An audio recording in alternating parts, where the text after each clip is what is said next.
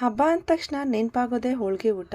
ಅದರಲ್ಲೂ ತುಂಬಾ ಸುಲಭವಾಗಿ ಹಾಗೆ ಅಷ್ಟೇ ರುಚಿಯಾಗಿ ಹೇಗೆ ಬೇಳೆ ಒಬ್ಬಟ್ಟನ್ನು ಮಾಡೋದು ಅಂತ ನಾನು ಈ ವಿಡಿಯೋದಲ್ಲಿ ಶೇರ್ ಮಾಡ್ಕೊಂಡಿದ್ದೀನಿ.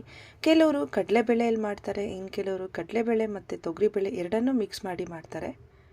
ನಾನಿಲ್ಲಿ ತೊಗರಿಬೇಳೆಯನ್ನು ಬಳಸ್ಕೊಂಡು ಹೇಗೆ ಬೇಳೆ ಒಬ್ಬಟ್ಟನ್ನು ಮಾಡೋದು ಅಂತ ವಿಡಿಯೋದಲ್ಲಿ ಶೇರ್ ಮಾಡ್ಕೊಂಡಿದ್ದೀನಿ.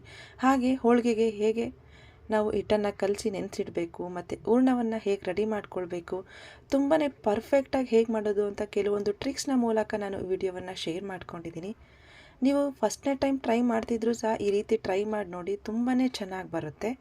ಇದರ ಪೂರ್ತಿ ವಿಡಿಯೋ ನಿಮಗೆ ಇಷ್ಟ ಆದಲ್ಲಿ ನೋಡಬೇಕು ಅಂದರೆ ಚೈತ್ರಾ ಆನಂದ್ ಯೂಟ್ಯೂಬ್ ಚಾನಲಲ್ಲಿ ಈಗಾಗಲೇ ನಾನು ಅಪ್ಲೋಡ್ ಮಾಡಿದ್ದೀನಿ.